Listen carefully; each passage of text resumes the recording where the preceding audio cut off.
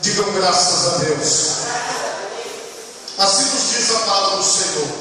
Ora, ia com ele uma grande multidão, e voltando-se, disse: se alguém vier a mim e não aborrecer a seu pai e mãe e mulher e filhos, irmãos e irmãs, e ainda também a sua própria vida, não pode ser meu discípulo.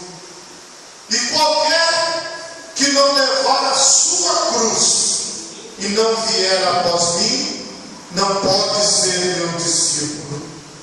Pois qual de vós, querendo edificar uma torre, não se assenta primeiro a fazer as contas dos gastos, para ver se tem com que a acabar, para que não aconteça que depois de haver posto os alicerces e não a podendo acabar, todos os que a virem comecem a escarnecer dele, dizendo: esse homem começou a edificar e não pôde acabar. Ou qual é o rei que, indo à guerra a pelejar contra outro rei, não se assenta primeiro a tomar conselho sobre se com 10.000 pode sair ao encontro do que vem contra ele com 20.000? De outra maneira, estando o outro ainda longe, manda embaixadores e pede condições de paz. Assim, pois, qualquer de vós que não renuncia a tudo quanto tem, não pode ser meu discípulo. Bom é o sal, mas se ele degenerar, com que se adubará? Nem presta para a terra, nem para o monturo, lança-o fora. Quem tem ouvidos para ouvir, que ouça. Amém? Por favor, levante assim a sua mão direita, o mais alto que você puder. Feche os seus olhos e oremos a Deus. Pai Todo-Poderoso, em o nome do Senhor Jesus Cristo, nós nos colocamos agora diante do teu altar. E nós pedimos, Senhor, neste momento, que o Senhor nos esclareça, Deus, aquilo que nós não estamos entendendo. Que o Senhor ilumine o nosso caminho como lâmpada, luz para os caminhos. Que o Senhor nos guie, ó Deus, na tua verdade. Que o Senhor nos guie, Senhor amado, de acordo com aquilo que te agrada, de acordo com aquilo que louva o teu nome. Eu peço neste momento, revela-nos a tua palavra. Amém. E graças a Deus. Podemos assentar, meus irmãos. O tema da mensagem nesta noite é análise de risco. Por favor, diga assim comigo: análise de risco. Irmãos, no mundo corporativo, existe, quando você vai colocar, por exemplo, uma loja, quando você vai abrir um comércio, ou quando você vai abrir uma empresa de serviços, você tem que fazer algo chamado plano de negócios, para você poder saber se aquele negócio que você está abrindo é viável ou não. Dentro do plano de negócios, existe algo chamado análise de risco. A análise de risco é você pensar se aquilo que você vai abrir, por exemplo, no caso de um comércio, ou de um produto, ou de um serviço que você quer oferecer, se é viável, se você vai conseguir obter um resultado através daquela mercadoria, daquele comércio, daquele serviço que você vai prestar. Vocês sabiam que existem pessoas que têm um negócio, mas que elas pagam para que aquele negócio fique aberto, porque o negócio não dá lucro, e ela mantém aberto, porque ela não calculou o risco, ela não calculou quanto que ela poderia poderia perder. O Brasil, o nosso país, ele perdeu as notas que as agências internacionais de economia dão para o país. Então, o Brasil, ele perdeu o seu patamar de investimento. Então, quer dizer que as agências que rebaixam a nota do Brasil, eles dizem assim: olha, o Brasil é um país de muito risco para você investir. Vai correr um risco muito grande. Se você colocar o seu dinheiro no Brasil, você pode perder dinheiro ao invés de ganhar dinheiro. Isso dentro da economia. É por isso que muitas empresas estão fechando, muitas empresas estão indo embora do Brasil por causa do risco Brasil, do risco país. Tudo isso, meus irmãos, é analisado pelos economistas para que, quando alguém vai fazer qualquer tipo de ação na área comercial, ela precisa saber aquilo que ela está fazendo. Quando Jesus Cristo fala e dá esse ensinamento que nós acabamos de ler, ele está falando justamente sobre análise de risco, só que do ponto de vista espiritual. Então, o que nós precisamos fazer? Nós precisamos analisar a nossa vida e saber qual o risco que nós corremos, quais os perigos que existem em servir a Deus, quais os perigos que existem em entregarmos a nossa vida para Deus. E aí Jesus mostra para nós como é que nós devemos pensar. Diga assim comigo: nós precisamos pensar. Irmãos, muitas pessoas acham que a vida espiritual é uma vida sem pensamento. Muito pelo contrário, o espírito está atrelado ao pensamento. Quando nós estamos falando das coisas espirituais, estamos falando daquilo que é abstrato, daquilo que é como um sopro, daquilo que é como um vento. Estamos falando de pensamentos, de coisas que não são materializadas, coisas que só existem na nossa mente. Isso é ser espiritual. Dentro da sua mente existe a capacidade de pensar, a capacidade de analisar algo antes que ele aconteça. Vou dar um exemplo simples. Pensa agora que você está tomando uma limonada bem gelada. Se você começar a pensar, a sua boca vai salivando. Agora pensa que você está com aquela caixinha de bombom e você está sentado no seu sofá com a caixinha de bombom assistindo televisão e você comendo aqueles bombons que você gosta.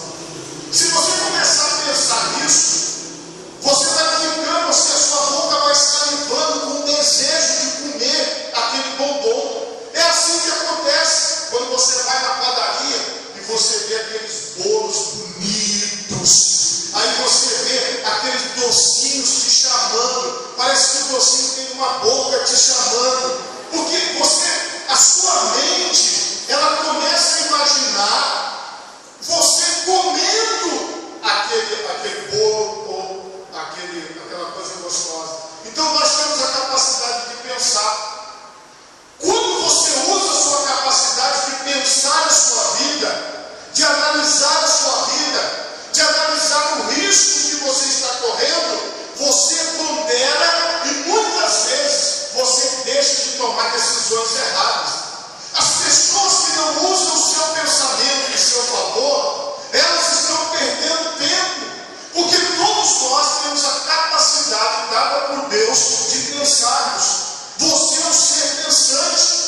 É isso que nos difere das aves. É o que faz a diferença nossa para os animais. Nós somos seres pensantes. E dentro dessa lógica, Jesus, ele fala assim: faça a análise do risco. E ele dá um exemplo de análise do risco. Vamos supor que você tenha comprado um terreno. Deus te abençoou, você comprou um terreno. E você falou assim: bom, agora eu vou fazer um muro. Aí você foi lá e fez o muro, fechou direitinho, tem um portão, tudo certinho. E você pensa assim: agora eu quero construir uma casa. Pensa que você vai construir aquela casa. Aí você vai lá, procura um engenheiro, o engenheiro faz uma planta para você daquela casa. Tudo isso foi Jesus que falou, pensando numa construção.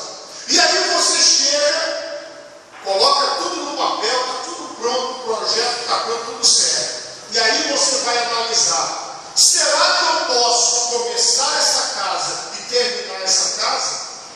Porque já pensou, se você começa a construir, aí você levanta lá, faz o alicerce e começa a levantar as paredes, e aí o dinheiro acaba.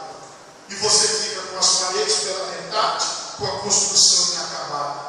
Se você andar pelas ruas aqui da Serra, você vai ver muitas construções inacabadas. Eu vi uma reportagem que diz que nós temos no nosso estado mais de 700 obras do governo paradas, entre governo, prefeitura municipal e governo federal, paradas no Espírito Santo. São obras que começaram e que pararam na metade.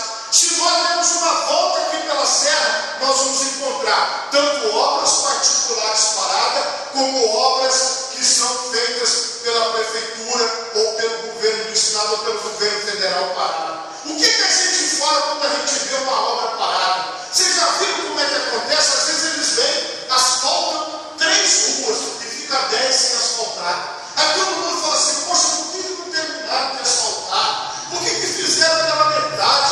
Por que não fizeram tudo completo? Assim é na nossa vida. Será que nós temos alguma obra inacabada na nossa vida? Será que nós temos alguma coisa na nossa vida que nós não terminamos? Quantas pessoas, elas entram para estudar e ficam na metade do ano, não conseguem completar o ano. Já tem várias pessoas esse ano que já desistiram de estudar e falam assim: eu só vou voltar no ano que vem. Quantas coisas na nossa vida nós começamos e nós não conseguimos terminar? Quantas coisas na nossa vida nós iniciamos e nós não terminamos? Então aí Jesus falou isso.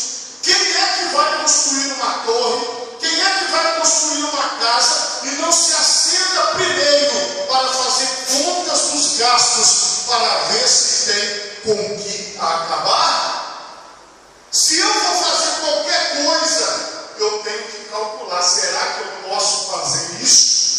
Será que eu tenho condições de levar o meu projeto até o fim? Será que eu tenho condições de construir essa casa, levantar as paredes, cobrir, colocar piso, colocar tudo dentro daquela casa? Será que eu tenho condições? Eu tenho que calcular antes de começar a obra. E é aí que entra a nossa capacidade de pensar. Agora vamos pensar na parte espiritual. Quando você decide servir a Deus, você precisa fazer esse cálculo: será que eu vou chegar até o fim? Ou será que eu vou servir a Deus só 1 ano, só 2 anos, só 3 anos? Ou será que eu vou estar na presença de Deus só por um período e depois eu vou abandonar as coisas de Deus? Porque existem pessoas, irmãos, que eles tratam as coisas espirituais de qualquer forma. Eles acham que eles podem assumir um compromisso e abrir mão do compromisso. Que eles podem chegar, falar que vão fazer alguma coisa na obra e depois eles abrem mão, dizem: eu não quero mais fazer, e acham que isso não tem consequência, e acham que isso não tem problema. Irmãos, toda obra inacabada gera consequências. Normalmente, quando você vai retomar uma obra que parou aquela obra, fica às vezes o dobro do valor. Por quê? Porque as coisas ficaram mais caras, o cimento ficou mais caro, o ferro ficou mais caro, o tijolo ficou mais caro, tudo ficou mais caro do que se tivesse terminado lá atrás. E aí a pessoa tem que recalcular tudo de novo. E existem muitas pessoas que deixam para calcular depois que ela faz as coisas na vida, depois que ela entra na situação do problema, depois que elas fazem o que é errado, aí que elas vão pensar: irmãos, nós como pastores recebemos tantas pessoas ao longo da nossa vida falando, e quando as pessoas chegam a nos procurar, já está tudo complicado, já está tudo destruído, porque a pessoa não pensou antes. Em vez da pessoa chegar e falar assim: pastor, o que o senhor acha? Eu estou pensando em fazer tal coisa. Não. Depois que a pessoa faz, é que ela vem falar: pastor, eu fiz isso, agora aconteceu isso. Aí você fala assim: ô irmão, não era para você ter feito isso, irmão. Ô irmão, não era para você ter Para nós pensarmos na nossa vida espiritual, nós temos que pensar antes de fazer ou depois de fazer, igreja?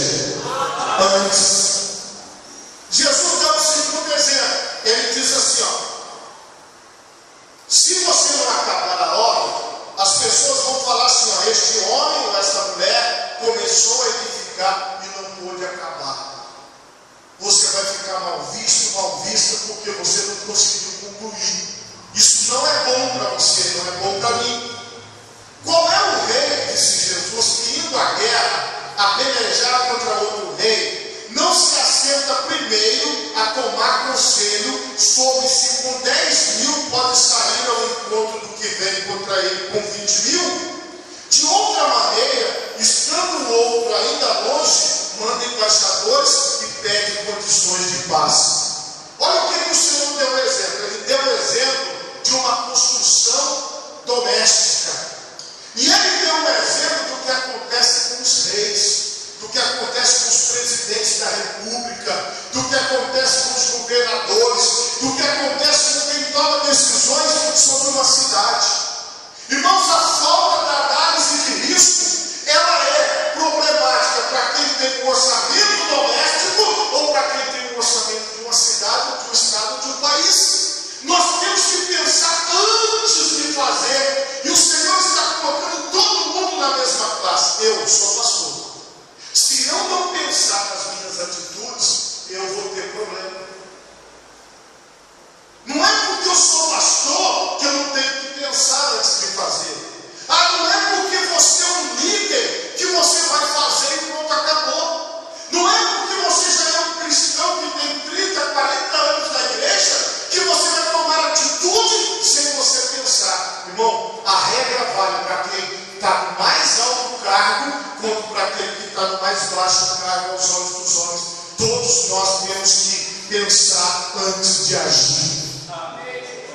Antes de você agir, você precisa pensar: será que eu vou conseguir? Será que vai dar certo? Existem muitas pessoas, irmãos, que às vezes nos procuram para entrar no ministério da igreja, para fazer parte de um grupo missionário da igreja, para fazer parte do trabalho da igreja. A pessoa nos procura, conversa, a gente acolhe, a gente coloca a pessoa, aí passa, vai dando aí, nós estamos agora no mês de julho, agosto, aí a pessoa diz assim: pastor, eu não quero mais, eu vou parar, porque está tendo muita dificuldade, e aí ela vai largando e vai parando. Ela esquece do compromisso que ela assumiu lá atrás, que ela não pensou antes, que ela teria que ficar, que ela teria que prosseguir, que ela não poderia começar uma coisa e deixar pela metade. Irmão, nós temos que parar com isso na nossa vida. As coisas espirituais, elas precisam ser planejadas. O risco tem que ser analisado, porque quando eu faço um compromisso com Deus, eu preciso cumprir o compromisso que eu assumi com Deus. Na obra de Deus, você não faz compromisso com o pastor, você não faz compromisso com os líderes da igreja, mas você faz compromisso com o próprio Senhor desta obra, que é o Deus que criou os céus e a terra. Ele é o Pai da obra, é o dono da obra. Pensa antes, porque os compromissos espirituais são sérios. Os compromissos espirituais são compromissos que nós precisamos cumprir. Nós não podemos fazer como a Bíblia diz, voto de tolo diante de Deus, porque se nós fazemos um voto com Deus, nós temos que cumprir. Nós temos que ir até o final, senão nós vamos ficar espiritualmente pela metade do caminho. Lembra que Jesus falou: ao que vencer, lhe darei. Ao que vencer, ao que vencer. Então, nós temos que pensar o seguinte: não importa como eu comecei, importa como eu vou terminar. Porque eu não posso pensar na minha vida para trás. Eu só posso pensar para frente. Eu tenho que pensar dizendo assim: olha, eu quero acabar bem a minha vida, a minha passagem por essa terra, e eu quero me encontrar com Jesus Cristo na eternidade. Mas quem é que vai tomar as decisões? É você. As decisões da minha vida, quem toma sou eu. Eu que escolho as coisas da minha vida. Eu escolho com quem eu ando, com quem eu converso, aonde eu vou. São escolhas minhas. Eu não vou em lugares porque as pessoas querem que eu vá. Eu vou aonde eu quero ir. Eu não estou aqui porque, o fulano quer que eu esteja, o ciclano não quer, não está atrelado isso. As decisões da sua vida é você que tem que calcular. Olha o que Jesus falou: o dono da casa ou a dona da casa vai calcular os riscos lá para a construção. O rei vai calcular os riscos se ele vai com 10 mil soldados ou se ele pede condições de paz. A decisão é do rei, a decisão é sua, a decisão é de cada pessoa. Tudo que você for fazer na sua vida, você vai comprar uma coisa, irmão, pensa no risco. Será que eu preciso disso? Será que isso aqui vai valer para mim? O que vai adiantar eu ter 40 pares de sapato? Eu vou usar 40 pares de sapato? Não. Então eu tenho que pensar antes. Se o meu dinheiro vai ficar empacado em 40 pares de sapato. É só um exemplo simples. Mas tudo na vida você tem que pensar antes. As irmãs, as mulheres, são muito mais prudentes que os homens.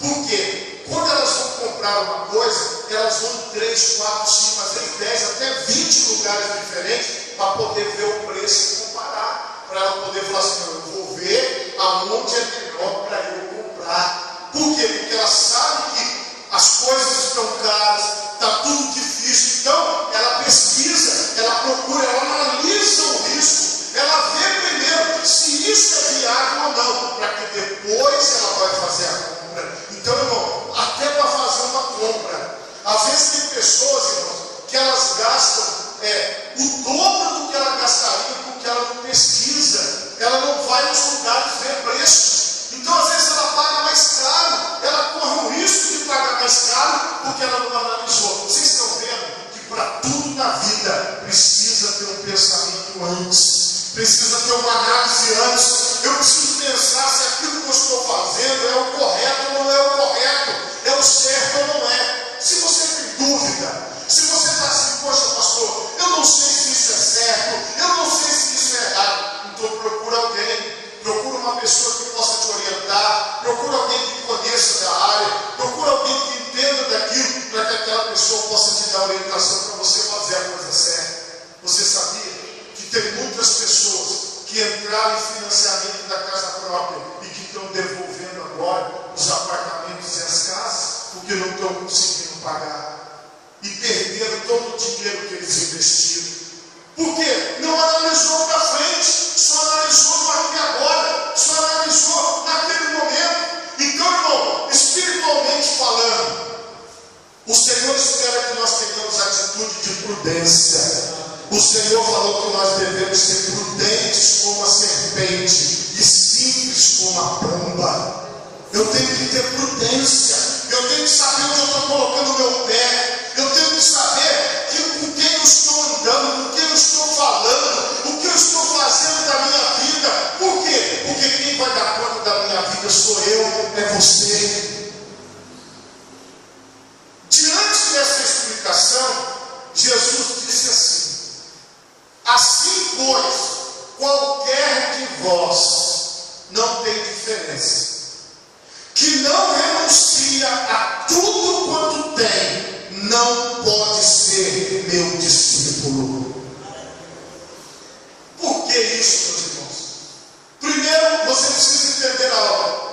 Você não está seguindo ao pastor da igreja, você não está seguindo a placa da nossa denominação, você está seguindo a Jesus Cristo. A segunda coisa que você precisa entender: Jesus está aqui nessa noite, neste lugar aonde nós estamos reunidos, e é por causa dele que nós estamos aqui. Nós estamos seguindo a Jesus, nós não estamos seguindo ao nome. Por quê? Os homens passam, e vocês sabem disso. Vocês já tiveram aqui pastores, pastoras, várias pessoas que passaram por aqui e foram embora, assim como eu também vou passar e vou embora, e outros virão, mas a obra de Deus, ela não vai parar. Porque a obra de Deus, ela não está atrelada a mim, ela está atrelada a Jesus Cristo. Então, se você quer seguir a Jesus Cristo, você não apegado com coisas materiais. Você não pode ser apegado à casa, à parede. Você não pode ser apegado às coisas que são perecíveis, porque a sua recompensa não está na terra, a sua recompensa ela está no céu. Você não pode ter medo de abrir mão das coisas por amor a Jesus Cristo. Você não pode ter usura. Você não pode ficar com aquilo que eu não abro. Você não pode se sentir dono das pessoas. Você não pode se sentir dono da situação. Por quê? Porque você diz: Senhor, seja feita a tua vontade, assim na terra como nos céus. É renúncia de tudo quanto tem. Irmãos, a maioria das pessoas que dizem que servem a Deus, elas não abrem mão de nada. Elas brigam por causa de coisas materiais. Elas brigam por causa de centavos. Elas brigam por causa de pedaços de terra, porque invadiu o meu terreno. Elas brigam por tantas coisas. Essas pessoas não podem ser discípulos de Jesus Cristo, porque elas estão agarradas na terra. Elas estão presas nos bens materiais, elas estão presas na recompensa da terra. Ela não pensa para frente, como eu acabei de mostrar para vocês. Ela não pensa na vida eterna, ela não pensa nas coisas que duram para sempre. Mas aquele que quer ser discípulo de Jesus, ele renuncia, ele abre mão de tudo quanto ele tem. Diz assim: tudo que eu tenho é de Deus. Eu sou apenas um administrador. Eu não tenho medo de nada que possa acontecer na minha vida. Eu não tenho medo de nada que possa acontecer comigo, porque eu entendo que nada me separará do amor de Deus que está em Jesus Cristo, nosso Senhor. Não tem nada que vai me separar de Cristo, porque isso é uma certeza no coração. E ele diz assim: o sal é ótimo, o sal é muito bom, mas se ele perder o sabor, ele não serve para nada. Ele está falando de nós. Jesus falou: vós sois o sal da terra e a luz do mundo. Se você, irmão, fica sem graça diante de Deus, perde o sabor diante de Deus, você não serve para mais nada. Como é que é ficar sem graça diante de Deus? Como é que é perder o sabor diante de Deus? É quando você troca as coisas que são de Deus pelas coisas que são materiais. É quando você deixa de lado a verdadeira espiritualidade e você passa a lutar por coisas que são perecíveis, e você passa a brigar, e você passa a passar vergonha brigando por causa de coisas mínimas, de coisas ínfimas, de coisas que não duram para sempre. Existem tantas pessoas que não aceitam a morte. Existem tantas pessoas que não aceitam a perda. Existem tantas pessoas que não aceitam as dores. Existem tantas pessoas que não aceitam nada. Elas vivem o tempo todo brigando contra a natureza, brigando contra as circunstâncias, e elas vivem revoltadas. Elas vivem num estado de nervos muito grande, porque ela não consegue aceitar a vida, ela não consegue aceitar as circunstâncias. Mas a Bíblia diz que aquele que está em Cristo, nova criatura é. As coisas velhas se passaram e eis que tudo se fez novo. Porque você está em Cristo, você está em Deus, você já renunciou à sua vontade, você não tem mais vontade. Não é você que decide o que vai ser, não é você que faz as suas escolhas, é Deus que escolhe e você obedece às escolhas de Deus. Porque você pensou e você entregou a sua vida para Jesus. Para quê? Agora nós vamos voltar ao começo da palavra. Se alguém vier a mim, disse Jesus, e não aborrecer a seu pai, mãe, mulher, filhos, irmãos, irmãs, e ainda também a sua própria vida, não pode ser meu discípulo. Ele está dizendo o seguinte: você não pode trocar a sua vida com ele por nenhuma outra pessoa desse mundo. Você não pode trocar viver para Deus, consagrar a sua vida no altar de Deus em função de qualquer outra coisa deste mundo, em função de qualquer outra coisa que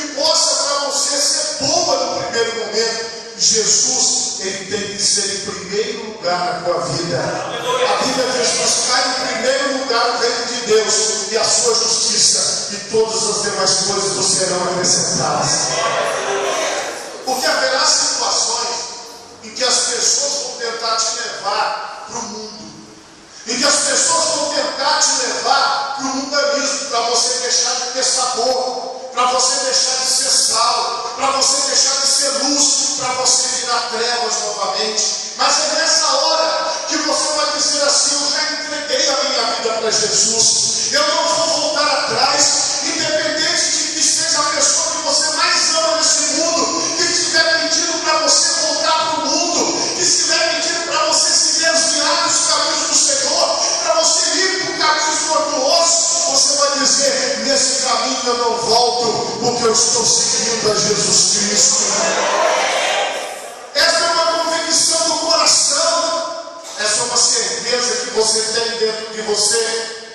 E pior é você aborrecer a sua própria vida, porque vai ter dias que você vai ter vontades de sair, vontades de fazer tantas coisas, e você vai ter que dizer para você mesmo: eu estou com vontade, mas eu não vou fazer a minha vontade. Não vou. Ah, eu quero fazer, mas eu não vou fazer, porque eu vou agradar a Deus. Eu vou fazer a vontade de Deus, eu vou servir a Deus, eu vou me consagrar, eu vou me entregar. Então, há um problema não só com as pessoas, mas com você mesmo. Porque além das pessoas chamarem, existe também a parte do coração que deseja, que quer, a carne tem vontade, o pecado chama, o desejo do pecado chama. E ele diz aqui, qualquer que não levar a sua cruz e não vier após mim, não pode ser meu discípulo. Porque você vai olhar para o que é ser discípulo de Jesus. Você olha para a cruz. O que é ser discípulo de Jesus? É ter coroa de espinho na cabeça, é ter o corpo ensanguentado, é ser apontado, é ser cuspido, é ser humilhado, é ser maltratado, é ser mal visto, é ser mal interpretado, é ser mal entendido, é ser tido como o apóstolo Paulo disse: nós somos como o lixo desse mundo, como a escória desse mundo, como pessoas de quem os homens têm repugnância, de quem os homens olham com desprezo, de quem as pessoas olham e dizem: lá vai aquele maluco, aquela maluca, aquele doido, aquela doida, aquela pessoa que parece que não sei o que ela está fazendo servindo a Deus. É dessa maneira que nós seremos vistos, porque todos aqueles que serviram a Jesus, eles passaram por isso. Quando Pedro estava naquela fogueira, antes da crucificação de Cristo, e a primeira pessoa chegou para ele e disse: você é um deles, você andava com Jesus. Ele negou a primeira vez. Chegou uma segunda pessoa e disse: eu te conheço, eu já vi você com Jesus. E o apóstolo Pedro negou a Jesus pela segunda vez. E pela terceira vez chegou outra pessoa e disse: eu sei que você é um deles, você andava com Nazareno, você é um Galileu. E pela terceira vez, algumas versões da Bíblia diz que Pedro praguejou, e Pedro disse: não, eu não conheço esse homem, eu nunca vi esse homem. E a Bíblia diz que o galo cantou, e Pedro saiu daquele lugar, da casa do sumo sacerdote, e começou a chorar, por quê? Porque ele não conseguiu manter a sua fé naquele instante. Ele não conseguiu manter a sua fé naquele momento. O sabor da vida dele se foi, o sabor da vida dele acabou. Então, irmãos, isso pode acontecer com qualquer pessoa. A pessoa pode se desgostar, a pessoa pode negar, mas quando Jesus ressuscitou, ele voltou, e Pedro estava pescando, estava dentro do barco, e quando Jesus prepara o peixe na brasa, bem ali, próximo à praia, na areia, Pedro, ele chama os apóstolos vêm com 153 grandes peixes, e ele diz assim: coloca os peixes de vocês aqui para assar também. E Jesus olha para Pedro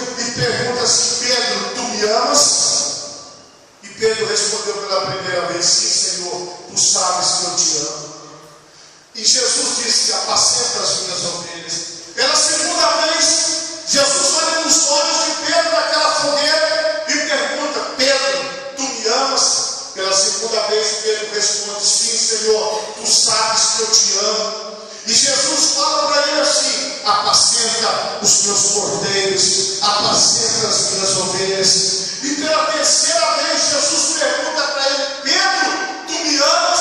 Aí Pedro já ficou chateado e falou: Senhor, tu sabes tudo e tu sabes que eu te amo. E Jesus diz: então, apacente as minhas ovelhas. Ou seja, Pedro voltou, ele negou 3 vezes. E ele confessou 3 vezes que ele amava Jesus Cristo, que ele conhecia Jesus Cristo e que ele queria permanecer com Jesus Cristo. Ele voltou para o caminho da renúncia, ele voltou para o caminho santo, ele voltou para o caminho certo, porque ele calculou, ele pensou, ele entendeu que o que ele fez naquele momento na casa dos sacerdotes foi errado. Ele negou Jesus, ele virou as costas para Jesus. Então, meu irmão, calcula se você quer servir a Deus de verdade ou se você quer ficar brincando com Deus.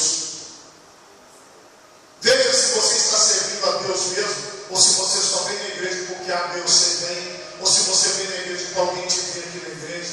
Esse tipo de coisa não vale a pena, porque você está perdendo o seu tempo. Agora, se você olhar para dentro de você e dizer assim: sim, Senhor Jesus, eu te amo, eu quero permanecer na tua presença, eu quero caminhar com o Senhor, eu não quero me desviar, eu não quero me afastar, eu nego a mim mesmo, eu renuncio às minhas vontades, eu renuncio ao meu querer. Se precisar correr risco de morte, eu vou correr. Se precisar correr risco de sofrer alguma coisa, algum dano na minha carne, eu vou correr. Se precisar passar por humilhação, eu vou passar. Se precisar passar por calúnia, eu vou passar. Mas uma coisa eu garanto: eu quero ficar com o Senhor Jesus Cristo.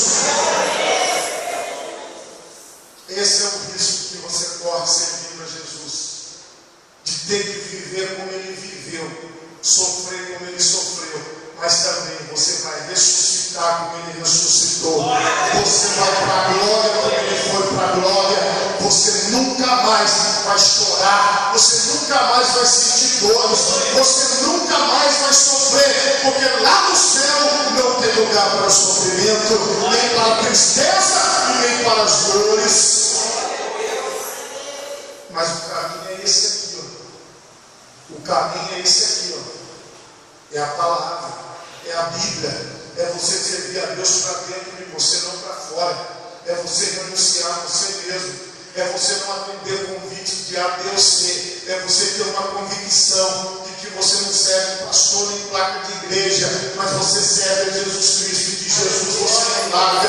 1000 cairão ao teu lado, 10.000 à tua direita, mas você não vai ser atingido. Por quê? Porque você está com Jesus. Quem fica olhando para quem está caindo, quem fica olhando para quem está se afastando, não permanece. Aí se você, todo mundo assim que me critica, não olhe no detalhe, mas eu vou pedir para você olhar. Olha para os seus filhos, vocês que têm filhos aqui na igreja, como é que eles estão se comportando hoje, ouvindo a verdadeira palavra de Deus. Olha para vocês que têm netos que vêm na igreja, olha para a atitude deles quando se prega a verdadeira palavra de Deus. Olha como está o comportamento deles, e vai ver nesses lugares onde não se prega a palavra de Deus.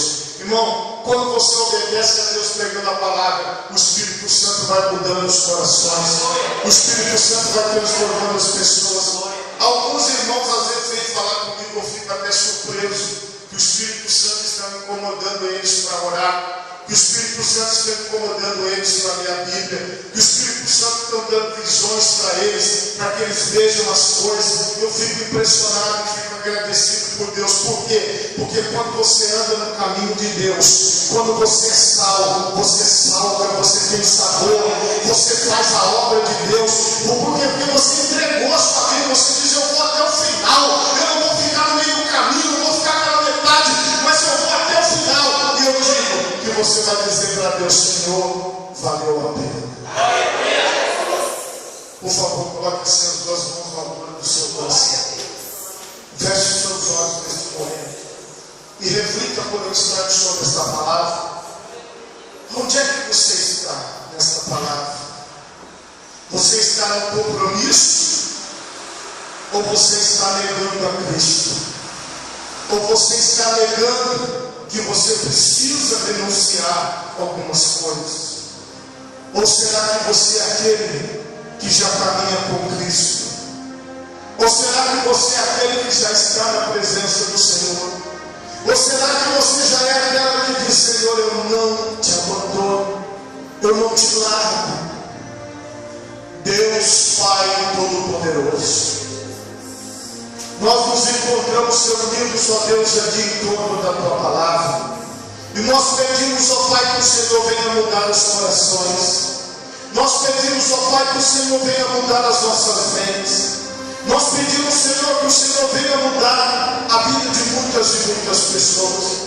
Que o Senhor venha transformar os corações, as mentes, ó Deus, e que nós possamos ser servos do Senhor e servas do Senhor. Que nós possamos viver para te agradar, Senhor. Que a partir do momento que nós entregamos a nossa vida para o Senhor, nós sabemos dos riscos que nós corremos, ó Deus, riscos de sermos apedrejados, de sermos, ó Deus, humilhados, mas tudo vai valer a pena, Senhor. Passamos por todas as circunstâncias, por todas as dificuldades, por todas as situações, e o Senhor vai estar à nossa frente, o Senhor vai estar conosco, o Senhor vai nos iluminar, o Senhor vai nos abençoar, o Senhor vai estar do nosso lado. Em nome de Jesus, ó Pai, eu peço em favor dessas vidas. Em nome de Jesus, Senhor, eu peço em favor de todas as pessoas que estão neste momento colocando a sua vida no teu altar. Ajuda-nos, Senhor, a renúncia.